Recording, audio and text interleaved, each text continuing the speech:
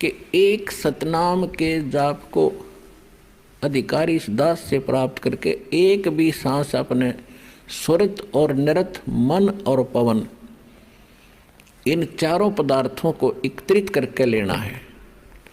कबीर साहब कहते माला तो कर में फिरे और जिव्या फिरे मुख माही, मनुआ तो चहूँ दिस फिरे ये तो सुमरण नाही। कबीर साहब कहते हैं कि हाथ में तो माला मणिया घूम रहा है और जीभ मुख में घूम रही है और मन कहीं घूम रहा है, ये सुमरण नहीं होता।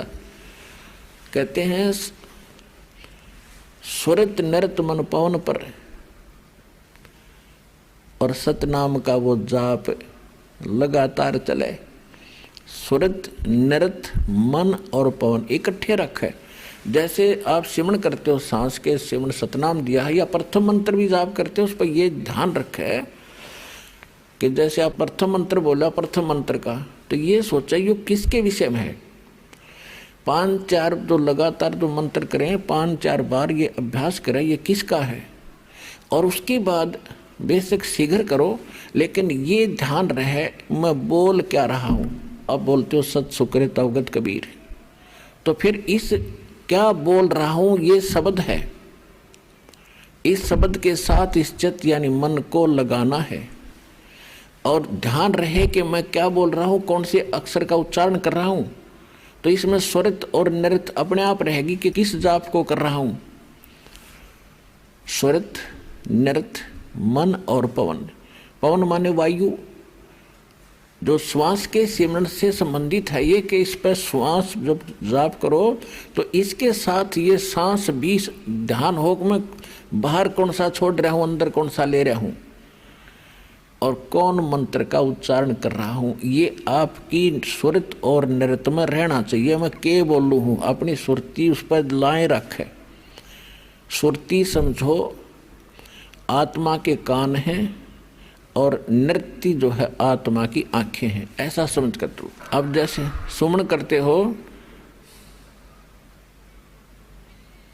तो क्या मैं बाहर छोड़ रहा हूं, कौन से मंत्र का उच्चारण अपने आप होता, श्वास से महसूस होता मैं क्या बोल रहा हूं, उस पर ध्यान रहे अंदर क्या ले रहा हूं। तो ये सुमन बना आपका ध्यान कहीं और श्वास करें जाओ खिंचम खिंचा, इससे कोई लाभ नहीं। स्वरित नृत्य उस पर लगी रहे, मैं क्या बाहर छोड़ रहा हूँ, क्या अंदर ले रहा हूँ, या प्रथम मंत्र में किस किस जाप को कर रहा हूँ। जब जल्दी करते हो, क्योंकि स्वाभाविक हो जाता है जल्दी करना पड़ता है, तो उसमें ये सोचो मैं बोल के रहा हूँ। पहले तो ये पता हो कि किस किस का जाप है। ये 2-4 बार अभ्यास करके फिर बेसिक केवल शब्द पर ही ध्यान रख सकते हो। के बोल रहा हूँ,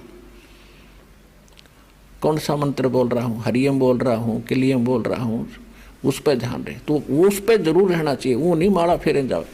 तो ऐसे ही सतनाम पर बात चल रही है कि सतनाम पालड़े तराजू के एक पलड़े में ऐसे किया हुआ श्वास उश्वास स्वरित नृत्य और मन और श्वास के साथ किया हुआ एक श्वास के सिमरण की ओनली एक मंत्र, सांस बाहर छोड़ा और अंदर ले लिया, पूरा हो गया एक मंत्र। इस एक मंत्र के जाप को तराजू के एक पालड़े में रख दो, उसकी कीमत। और दूसरे पलड़े में 14 लोक, विष्णु का लोक, शिव का लोक और ब्रह्मा जी का लोक, धर्मराज का लोक, नीचे के यताल पताल उतल सारे, और ऊपर के गोलोक और दुर्गा का लोक, ब्रह्मलोक, सपतपुरी, स्वर्ग और नरक। स्वर्ग नरक ये अलग 3 लोक न्यारे हैं। ये स्वर्ग पृथ्वी और पाताल ये लोक अलग हैं 3, इनसे हटकर हैं। तो क्या बताया है कि ये 14 लोक उस महास्वर्ग तक दूसरे पालड़े में रखते सतनाम के श्वास के से तोलने के लिए। और 3 लोक ये पृथ्वी पाताल और स्वर्ग लोक, ये तो पासंग रखा है।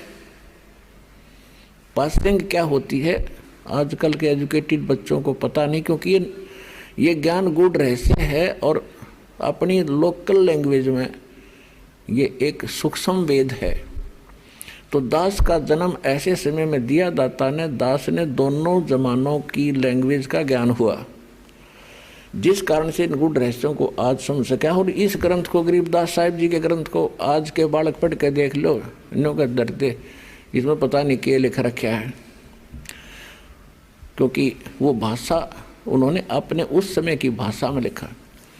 तो उसमें क्या लिखा, पासिंग किसे कहते हैं। जैसे हमारे यहाँ दास का जन्म किसान परिवार में हुआ, तो हमारे घर पर ये व्यापारी लोग आते थे, कोई चने तो ले जाता था, कोई बाजरा, कोई गेहूँ। तो वो क्या करते थे, जब तोलते समय हमारे पिताजी कहते थे कि भाई लाला जी अपनी तराजू चेक करा पहले।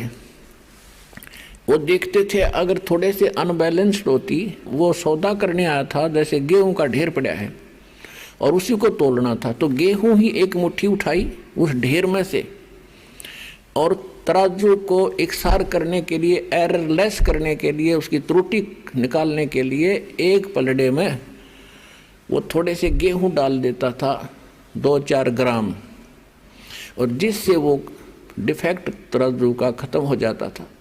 तो उस तरफ बट्टे रख देता था, और फिर उसके बाद वो सौदा कणक का तो घना था, वो पासिंग का तो कोई सौदे में अकाउंट है नहीं उस पासिंग का, तो जो रखे थे इतने गेहूं, तो ये पासिंग समझो।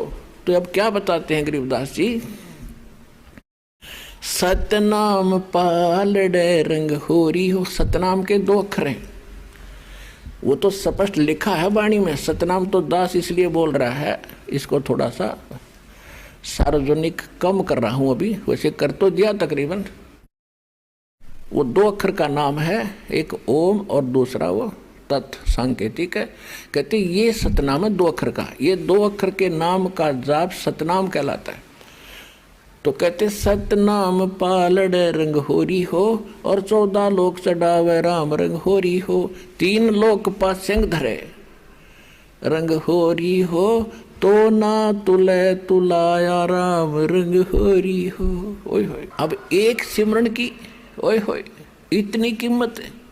और परमात्मा खुद अपनी वाणी में बोलते हैं, कबीर कहता हूँ कहीं जात हूँ और कहूँ बजा के ढोल, श्वास जो खाली जात है ये 3 लोक का मोल।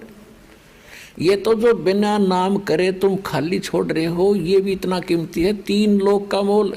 और सतनाम के साथ जाप किया जाता, कहते 3 लोक पासिंग धरे रंग हो रही हो, तो ना तुला तुला राम रंग हो रही हो। इसकी इतनी कीमत बन जाती है सतनाम के जाप से। और फिर सारनाम, उसका तो कहना है कि आपके ऊपर जो परमात्मा ने रहम किया है उसका कोई एस्टीमेट लगा कर दास नहीं बता सकता, कितनी दया आपके ऊपर हुई है। यहाँ आना हंसी खेल है। आप देख लो हरियाणा के लोग कितने आ रहे हैं, और मध्य प्रदेश, उत्तर प्रदेश, राजस्थान, वहाँ से कैसे आ रहे हैं। तो कहते हैं अभी तक इन्होंने ज्ञान नहीं, या इनके इतने अच्छे संस्कार नहीं बने हैं जो यहाँ तक पहुँच सके। तो एक दिन ऐसा आवेगा, परमात्मा ने बोल रखा, पूरा विश्व ने ही ये ज्ञान स्वीकार करना ही पड़ेगा, और कोई विकल्प नहीं है, नहीं तो घने दुखी हो जाएंगे।